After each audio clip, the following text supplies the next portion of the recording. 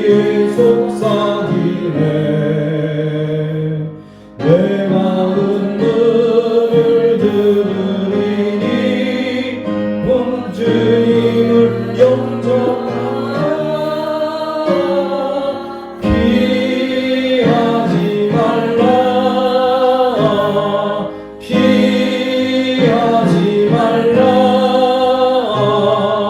우리가 곁길로 피해도 벼랑 속에 오시리.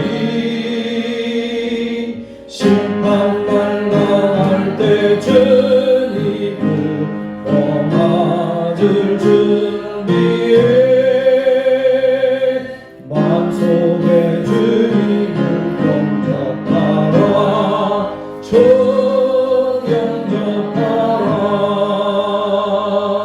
사랑의 주 예수 진리 이 땅에 내려오사 문 밖에 서서 기다리니 참 놀라운 사랑이라. 피하지 말라. 피하지 말라. 우리가 곁길로 피해도 마음속에 오시리. 심판날 나갈 때 주님을 맞을 준비해. 마음속에 주님을 영접하라. 주 영접하라. 주님이 부르는 음성 얼마나 주시라니. 회개한 내게 임하시어 끝까지 놀고 내 피하지 말라. 피하지 말라. 우리가 곁길로 피해도 마음속에 오시리. 심판날 나갈 때 주님을 맞을 준비해. 마음속에 주님을 영접하라. 주 영접하라. 주님의 은혜를 받고 너 주를 영접하라. 마음 문을 쫙 열어놓고 너 주님을 영접하라. 피하지 말라. 피하지 말라. 우리가 곁길로 피해도 마음속에 오시리. 심판날 나갈 때 주님을 맞을 준비해. 마음속에 주님을 영접하라. 주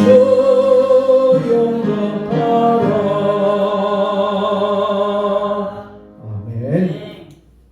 오늘 주시는 하나님의 말씀을 함께 보겠습니다.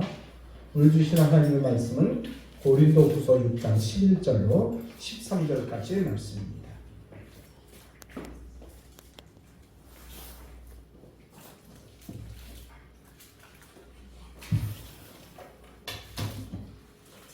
(11절) 같이 읽습니다. 291면입니다.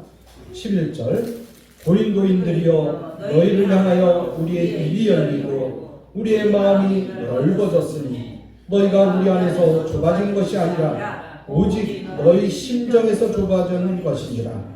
내가 자녀에게 말하듯 하노니 보답하는 것으로 너희도 마음을 넓히라. 아멘. 하나님 아버지 참으로 감사합니다. 주님께서 오늘도 우리에게 귀한 말씀 주시되 마음을 넓히라고 말씀하고 있습니다. 넓히라는 말씀은 한편으로는 누구에게든지 너그럽게 대하라는 것입니다. 열린 마음으로 대하라는 것입니다.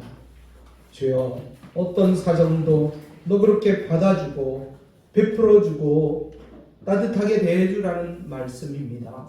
오늘 이 말씀을 우리의 가슴에 새기게 하여 주시고 누구에게든지 아버지 너그럽게 대할 수 있도록 주님 축복하여 주시고 오늘도 하나님의 말씀이 내 마음에 새겨짐으로 인해서 그리스도의 아름다운 향기가 곳곳에 퍼져나갈 수 있도록 인도해 주옵소서. 예수님의 이름으로 기도하옵나이다. 아멘. 할렐루야. 네, 오늘은 마음을 넓히라라는 제목을 가지고 함께 말씀에 떠올 때기를 원합니다. 철학자 파스칼은요, 인간은 생각하는 갈대라고 했어요. 갈대. 이런 유명한 말을 남기기도 했지만 또 다르게 표현하기를 인간은 중간자라고 얘기했습니다. 중간자라는 것이 뭡니까? 이렇게도 되기도 하고 이렇게 되기도 하고 왼쪽이 되기도 하고 오른쪽이 되기도 하고 또 천사가 되기도 하고 악마가 되기도 한다는 것입니다. 천사와 악마의 중간자, 선한 사람이 될 수도 있고 악한 사람이 될 수도 있는 선과 악의 중간자라고 이야기했습니다. 이 말의 의미가 뭡니까? 이 말은 인간은 자신의 마음먹기에 따라 이렇게도 될 수 있고 저렇게도 될 수 있다는 거예요. 마음을 넓히면 바다같이 될 수도 있고 마음이 좁아지면 바늘구멍보다도 더 좁아질 수 있다는 것입니다. 흔히 예수 믿는 사람들이 좀 융통성이 없다는 얘기를 많이 들어요. 또 한편으로는요, 마음이 좁다는 얘기를 많이 듣습니다. 왜 그럴까요? 좀 마음이 막혀 있어. 남을 이해하지 못해.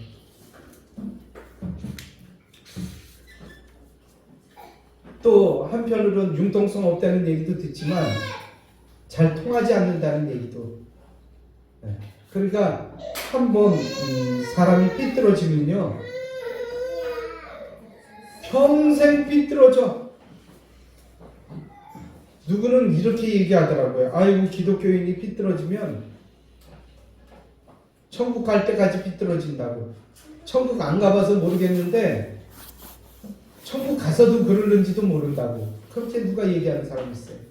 근데 보통 사람들은 어떻습니까? 세상 사람들은 오히려 어떻게 보면 술 한잔 먹고 그냥 풀어버려. 한번 탁탁 한번 해놓고 그냥 화통하게 풀어버려. 근데 기독교 하나님을 믿는 사람들은 안 풀어져. 평생 요 가슴 속에 있어갖고 풀지를 못하고 그냥 옹졸한 마음 갖고 그럴 때가 있다는 거예요. 있다는 거야. 뭐 다 그렇다는 건 아니지만.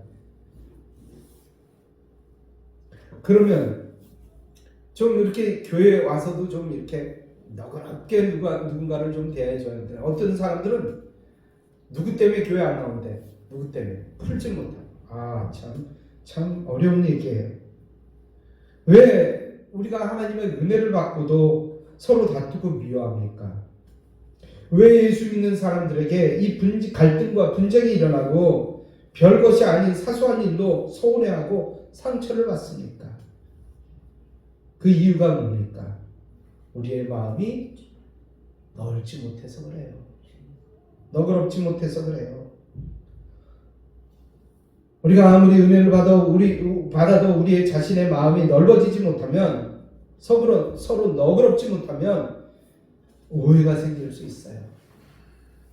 그래서 누가 이런 얘기 하더라고요. 기독교인들한테는 비침한 얘기를 못한대. 그래요. 마음이 좁아지면요 시기심도 생기고 상처도 쉽게 받는다는 얘기예요. 그리고 아무것도 아닌 일로 다툼이 일어나고 얼굴 붉히고 서로 막 언성을 높이는 일이 많아진다는 것입니다. 그렇게 되면요, 받은 은혜 다 쏟아버려. 받은 은혜. 예?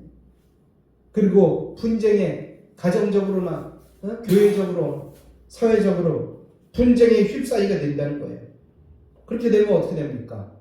믿음이 다 무너져 버리는 거예요. 세상 사람들한테 에이그 그렇지 뭐. 그러니까 요즘 교회가 사회를 걱정하는 것이 아니라 사회가 교회를 걱정한다는 거예요. 걱정한다는 거예요. 여러분, 하나님 앞에 우리가 부드러운 마음을 갖고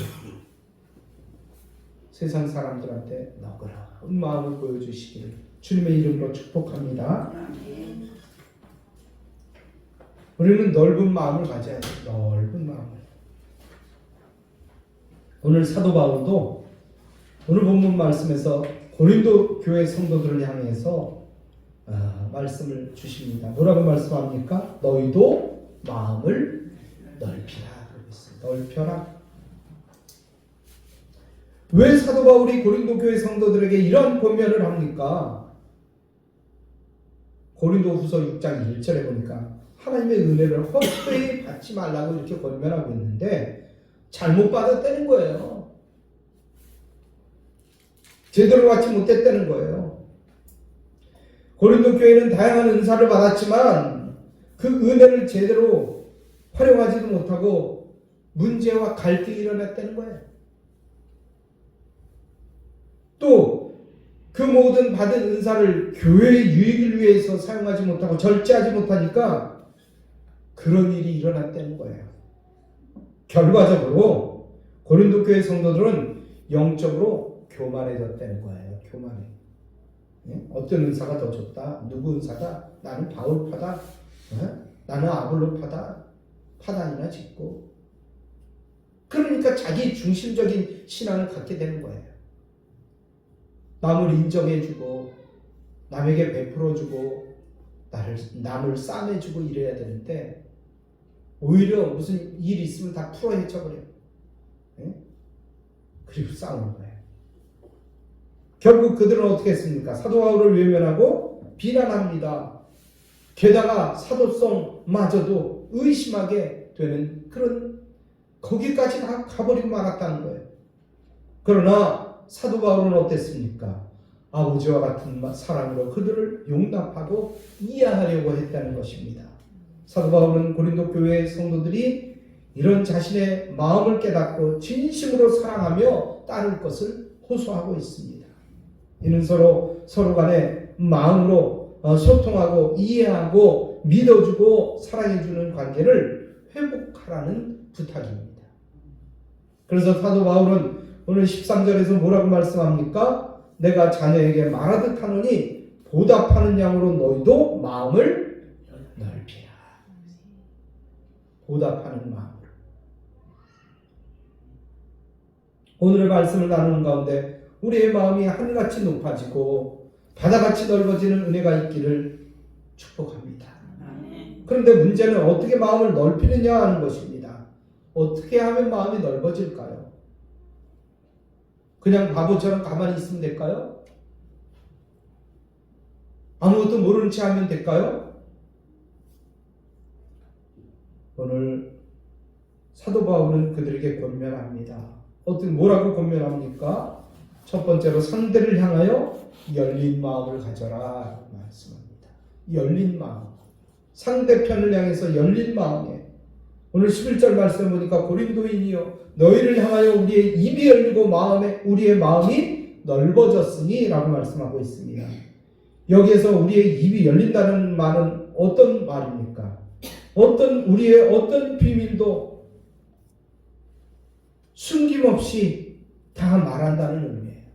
그래도 내 아픈 과거나 상처를 말한다 할지라도 그들이 나를 비방하는 것이 아니라 나를 싸매주고 나를 이해해주고 나를 붙들어줄 수 있는 그런 마음이 되었다는 것이에요. 그렇게 생각한다는 것이에요.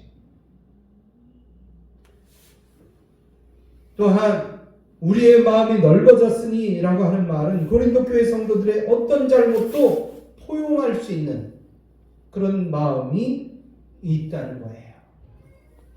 이 말씀을 통해서 우리는 사도 바울의 마음을 이제 엿볼 수가 있습니다.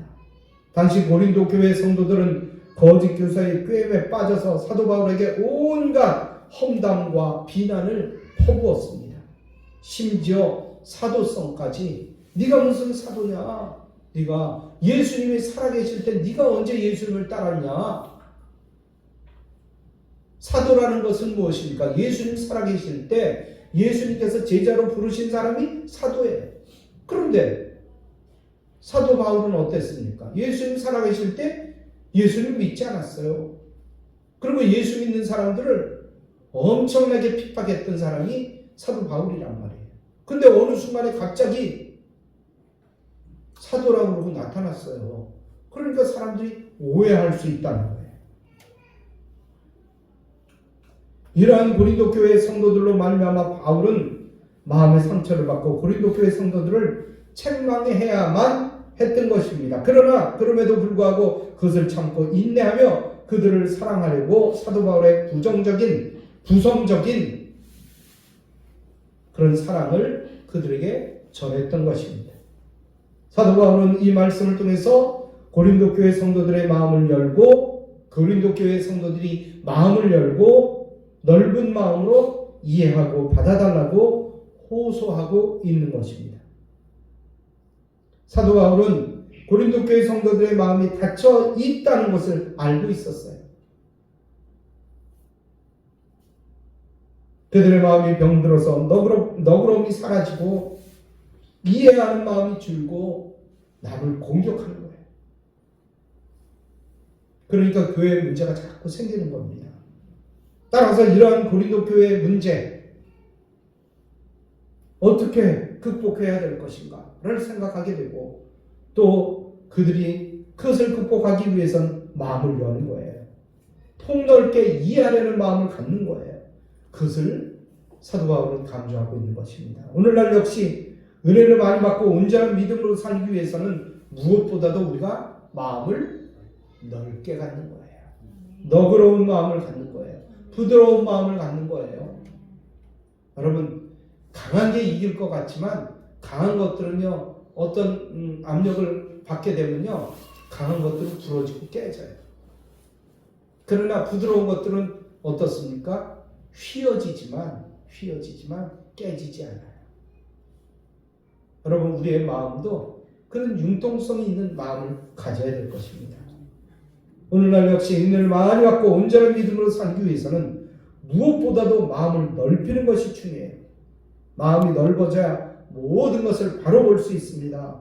바로 판단할 수 있습니다. 바르게 행동할 수 있습니다. 온전히 믿을 수가 있습니다. 넓은 믿음을 가져야 평안하고 사랑이 임함으로 행복한 삶을 살 수 있다는 거예요. 사실 마음이 닫힌 사람을 보는 것처럼 답답한 일은 없습니다. 뻔히 보이는데도 고집을 피워요. 얼마나 고집이 센지. 어떤 사람은 죽어도 자기 마음을 돌리지 않아요. 그런 고집을 뭐라고 그러죠? 옹고집이라고 그러죠. 옹고집. 또 어떤 사람은 무슨 얘기를 하니까 최씨 고집을 이길 사람은 없어요. 이러면서 마음을 안 돌리는 거예요. 마음을 돌리지 않아요. 그러니까 옆에 사람이 보기에는 어떻습니까? 답답한 거예요. 답답해. 그런 사람들의 마음은요, 햇빛이나 바람 한 점 안 들지 않는 그런 방과 같아요. 마음의 문이 닫힌 사람은 스스로 하나님의 은혜에서 멀리 떠나서 영적인 죽음 가운데 사는 사람이라는 것을 우리는 알아야 될 것입니다. 남을 미워하잖아요. 그러면요, 그 사람이 아픈 것이 아니라 미워하는 그 사람이 더 가슴이 아픈 거예요. 상처를 받고 있다는 거예요. 여러분, 2차 세계대전 당시에 그 전쟁이 끝나고 무려 한 30년 가까이 지났는데 태평양 군도 괌의 한 동굴에서 어떤 일본 군인이 거기서 발견이 됐어요. 그 사람의 이름은 쇼치 요코라는 사람이었는데 그는 그 전쟁 가운데 엄청나게 치열한 전쟁 가운데 동굴로 숨었어요. 그리고 거기서 개구리 잡아먹고 뭐 물고기 잡아먹고 그렇게 살면서 거의 30년 가까이 그 동굴에서 혼자 살았어요. 그리고 사람들이 이제 나중에 그 사람이 거기에 있다는 것을 발견하고 나오라고 아무리 얘기해도 안 믿는 거예요. 안 믿어요. 오히려 더 대나무 숲에 숨고 굴 속에 들어가서 다른 사람들 앞에 절대 나타나지 않는 거예요. 그 사람의 마음 속에는요 아직도 전쟁이에요. 미군한테 잡히면 죽는다. 사람들한테 발견되면 나는 죽는다. 그런 마음을 갖고 있었어요. 아니 전쟁은 몇십 년 전에 끝나고 그 괌이 얼마나 유명한 휴양지입니까? 사람들이 막 놀러 오고 막 그렇게 즐기고 있는데 한 사람은 일본 군복 아직도 30년 전에 입던 군복을 입고 아직도 다 낡은 군복을 입고 거기서 물고기 잡아먹고 뭐 뱀장어 잡아먹고 뭐 거기서 그러고 살고 있는 거예요. 얼마나 답답합니까? 네? 누가 아무리 얘기해도 믿지를 않는 거예요. 이렇게 닫혀있는 곳에 있으니까 마음을 열지 못하니까 혼자 그렇게 외롭게 사는 거예요. 어둡게 사는 거예요. 답답한 삶을 사는 거예요. 여러분 그렇지만 열려있는 마음을 가지면 어떻게 됩니까? 다른 사람들을 이해합니다. 깊이 이해하고 같이 아픔을 공유하고 상대를 배려해주고 긍정적이며 진취적이며 밝은 인생을 살아갑니다. 여러분 그런 인생이 여러분의 인생이 되기를 주님의 이름으로 축복합니다. 아멘. 사도 바울은 자기를 비난하는 자들을 향해서 먼저 마음을 열었습니다. 욕하는 사람들에게 먼저 마음의 문을 열었어요. 상대방 마음이 닫혀있다고 원망만 하고 있지는 않았습니다. 그리고 대화를 시도했습니다. 상대방을 비방하지 않고 먼저 그들의 아픈 마음을 받아줬습니다. 여러분 우리 역시도 내 마음을 먼저 상대에게 열어줄 때 상대도 마음의 문을 엽니다. 내 자신의 마음이 먼저 열릴 때 상대방을 용납하며 받아들이는 성숙한 그리스도인이 될 때 결국엔 서로가 마음을 이야기할 수 있는 거예요. 오늘 성경에 보니까 예수님도 열린 마음의 소유자였다는 것입니다. 그래서 당시 사람들이 죄인이라고 여기는 마태를 향해서 막 비방했잖아요. 근데 예수님은 마태를 향해서 나를 따라오라고 말씀하셨잖아요. 그리고 제자로 삼아주셨잖아요. 마태가 잔치를 베푸는데 거기 가서 먹고 마시는 거예요. 사람들은 막 욕을 하는 거예요. 저런 죄인하고 같이 먹고 마신다. 예수님께서는 이처럼 죄인들의 친구가 되셨으며 그들을 친히 찾아주셨다는 것입니다. 어떤 삶을 사는 사람이든지 차별하지 않고 모두를 받아주셨어요. 심지어는 자신을 십자가에 못 박은 원수들까지도 용서하시고 사랑하셨다는 것입니다. 이제 좁은 마음을 버리고 예수님처럼 열린 마음, 넓은 마음으로 세상을 포용하기를 주님의 이름으로 축복합니다. 원수된 자와 화해하는 가슴 넓은 그런 자들이 되어서 하나님의 의와 영광을 드러내는 그런 성도들이 다 되시기를 주님의 이름으로 축복합니다. 두 번째로는요, 좁은 마음을 버려야 돼요. 좁은 마음을 버려야 돼요.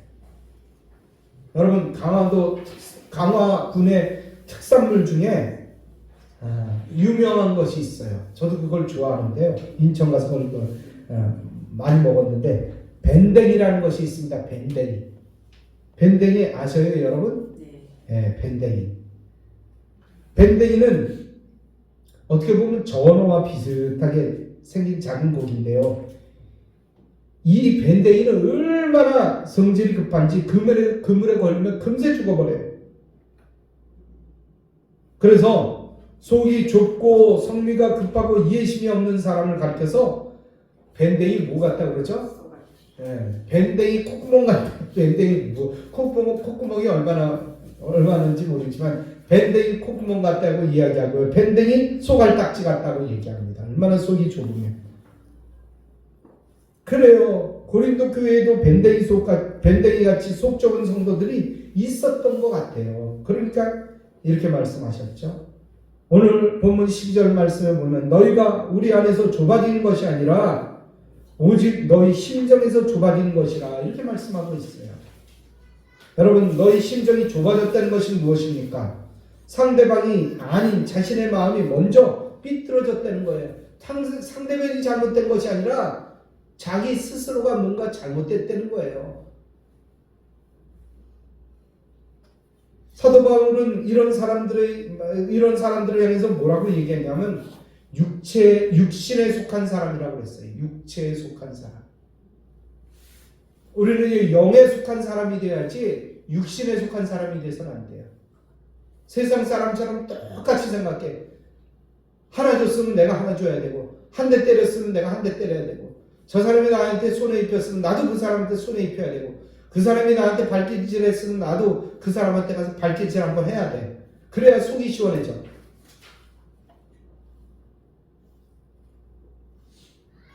이런 사람들은 어떤 사람들입니까? 남을 이해할 줄 모르고 원망과 시비를 일삼고 별로 문제가 아닌데도 문제를 만들어요. 자꾸 문제를 만들어. 이처럼 좁은 마음을 가진 사람들은 자기 중심적이고 자기 생각을 내세우는 이기적인 모습으로 계속 살아간다는 거예요. 그리고 오직 자신만이 옳고 참되다고 생각을 해요. 그러니까 사람들이 독불장군이라고 얘기하죠. 그러니까 답답하다고 얘기하죠. 그러니까 막혔다고 얘기하죠. 우리는 넓은 마음을 가져야 됩니다. 좁은 마음을 버려야 돼요. 사람도요, 혈관이 좁아지면 어떻게 됩니까? 피순환이 제대로 되지 않아요. 그래서 동맥경화가 생깁니다. 심장에 문제가 생기는 거예요. 네? 마음이 좁으면 생각의 순환기에 이상이 생깁니다. 마음도 서로 통하고 통해야 뭔가 얘기도 하고 그런데 마음이 좁아지면 사람들과 소통이 안 돼요. 그러니 얼마나 답답합니까? 자기 아집만 나고요. 고집이 나온다는 거예요.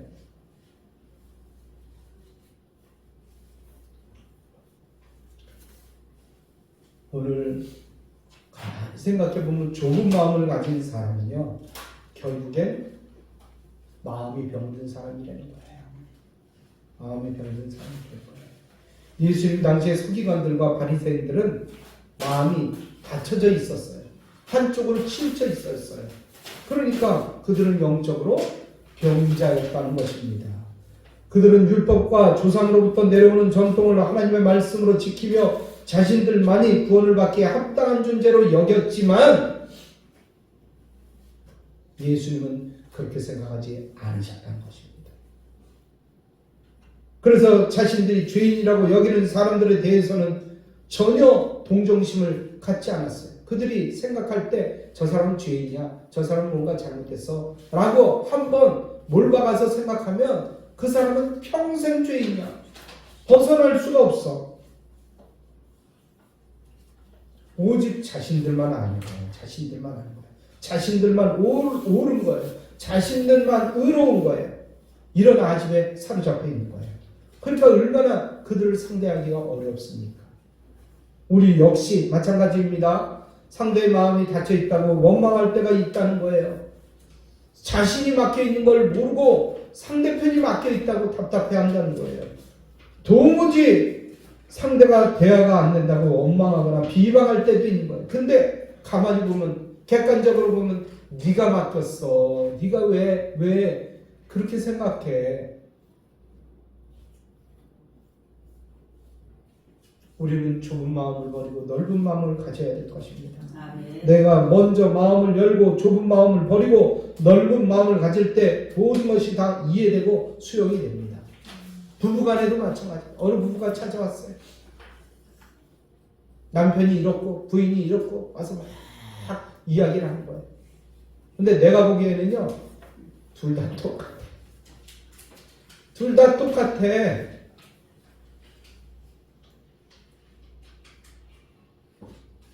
똑같은 마음을 가진다. 싸움이 일어나는 거예요. 덴마크에 세계적인 부흥사 코리덴붐 여사가 있었어요. 코리덴붐 여사는 2차 세계대전 당시에 유대인들을 숨겨줬다는 그 이유 하나 때문에 가족이 다 잡혀갔습니다. 그리고 다 죽었어요. 그리고 코리덴붐 여사만 간신히 살아나왔습니다. 전쟁이 끝나고 추록을 한 다음에 그는 신학 공부를 해서 주를 위해서 일하면서 위대한 부흥사가 되었다는 것입니다. 그런데 기도 가운데 주님께서 그에게 얘기합니다. 네가 그렇게 당한 독일에 가서 복음을 전하라 라고 말씀하는 거예요. 코리덴붐 여사는요, 그 마음속으로 이렇게 얘기했어요. 저는 절대 갈 수 없습니다. 독일은 나의 원수들입니다. 그들한테 가서 어떻게 이 용서해주고 복음을 전할 수 있겠습니까? 근데 기도해도 계속해서 주님께서 독일로 가라고 말씀하시는 거예요. 그래서 어쩔 수 없이 코리덴붐 여사는 독일에 가서 복음을 전합니다. 그런데 어느 날 집회를 마치고 교회 문 앞에서 돌아가는 성도들과 이제 악수를 하고 있는데 밑에 그 앞에 서 있는 한 사람을 만나게 됐습니다. 근데 그 사람을 만날 때 너무나 놀랐어요. 내 가족을 죽인 사람, 내 가족을 그렇게 험하게 죽인 사람, 그 사람이 그 앞에 서 있는 거예요. 도저히 손을 내밀 수가 없는 거예요. 사람들을 다, 자기 가족들을 다 발가벗기고 수치를 준 그런 사람이 앞에 있는 거예요. 그거 어떻게 그 얼굴을 잊어버릴 수가 있겠어요? 10년이 가고 20년이 가도 그 얼굴을 어떻게 잊어버릴 수가 있어요? 아무리 나이가 먹었다 할지라도 그 모습이 사라집니까? 잊어버릴 수가 없었어요. 코리덴붐 여사는 손을 내미는 그에게 자기 손을 내밀어서 악수할 수가 없었어요. 도저히 용서할 수가 없었어요. 눈에 흙이 들어가도 나는 용서할 수 없다. 이때 주님의 음성이 들려오는 겁니다. 나는 나를 죽인 원수도 용서했다. 예수님의 음성이 들려오는 거예요. 이 주님의 음성을 들은 코리덴붐 여사는 그의 손을 덥석 잡으면서 눈물을 흘렸습니다. 오늘 이 시간 우리 모두 좁은 마음을 완전히 제거해버리고 주님 앞에 나오기를 주님의 이름으로 축복합니다. 이 좁은 마음 때문에 얼마나 고통을 하면서 지냈습니까? 이 좁은 마음 때문에 상대방에게 얼마나 많은 상처를 주었습니까? 이제 남을 탓하지 말고 이 순간부터 내 좁은 마음을 멀리 던져버리고 넓은 마음으로 모든 사람을 사랑하고 용서하는 믿음의 백성들이 다 되시기를, 성숙한 그리스도인들이 되시기를 주님의 이름으로 축복합니다. 아멘. 세 번째로는요, 하나님 앞에 우리가 보답하는 마음을 가져야 된다는 거예요.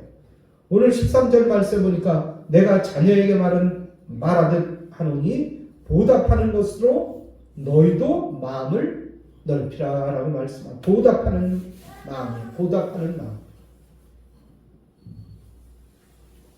빈점의 저자 미우라 아야코라는 사람이 있어요. 거기 그분의 수필집에 보면 은혜에 익숙한 것은 무서운 것이다 라고 쓰여져 있습니다. 은혜에 익숙한 것은 무서운 것이다. 그러면서 하나님이 아무쪼록 은혜에 익숙하게 되지 않도록 인도해 달라고 기도한다고 그는 이야기하고 있습니다. 그런데 그 이유가 있어요. 그 이유가 무엇일까요? 그는 이렇게 얘기합니다. 나는 오랫동안 병원에 입원한 적이 있었다.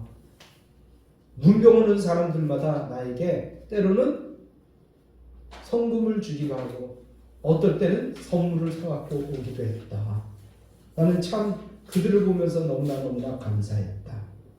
그런데 어떤 친한 친구가 나한테 왔다. 근데 그 친구가 나한테 오면서 아무것도 가져오지 않았다. 근데 그 마음속에 어떤 마음이 드냐면요, 섭섭한 마음이 드는 거예요. 아쉬운 마음이 드는 거예요. 아니 그 멀리서 나를 위해서 기도해 주려고 찾아왔고 나의 병이 어떤지 위문하러 찾아왔는데 그를 향해서 나는 섭섭한 마음이 드는 거예요. 왜 아무것도 안 갖고 왔지? 왜 아무것도 안 주지? 하나님 앞에도 은혜를 받았다고 하면서 하나님 앞에 기도하면 하나님께서 뭘 주기를 바란다는 거예요. 사역자들도 그런 경우가 있어요. 목사인 경우에도. 어떤 사람이 꼭 기도해주면 기도값 준대요. 기도값. 그래서 내가 무당이냐고 그랬어요. 먼저 교회에서도 제가 기도해줬더니 목사님 그렇게 애쓰고 기도해줬는데 헌금을 해야죠. 왜 나한테 헌금하냐고 그랬어요. 내가 교회에다 헌금하지.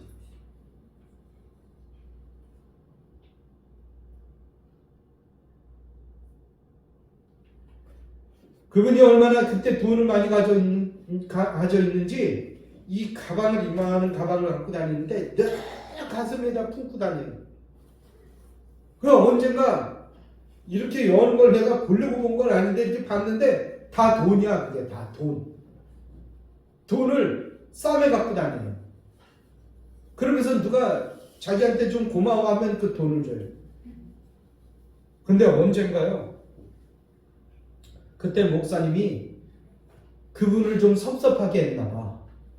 근데 그 전에 한 100만 원 헌금을 했나 봐. 100만 원이지. 뭐 헌금을 했나 봐. 근데 그거 도로 돌려달라는 거야. 나 그때 헌금했는데 그거 도로 돌려주세요. 이런 거. 그래서 목사님이 어떻게 했는지 아세요? 돌려줬어요. 그런데도 나중에 계속해서 기도해달라고 그러는 거예요. 그래서 나중에 내가 그런 말을 했어요. 집사님이 돈이 없고 정말 가난하고 마음 아파왔으면 내가 집사님하고 굉장히 친해졌을 것 같습니다. 내가 마음 아파하고 늘 기도했을 것 같습니다. 근데 집사님이 가지고 있는 이 가방 속에 있는 돈 때문에 집사님을 사랑할 수가 없어요. 집사님 가까이 갈 수가 없어요.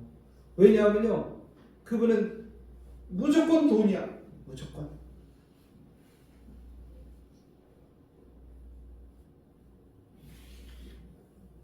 여러분, 한 번 받으면요, 꼭 그런 마음이 생겨요. 뭐 안 주나? 내가 이렇게 애를 써줬는데 뭐 안 주나?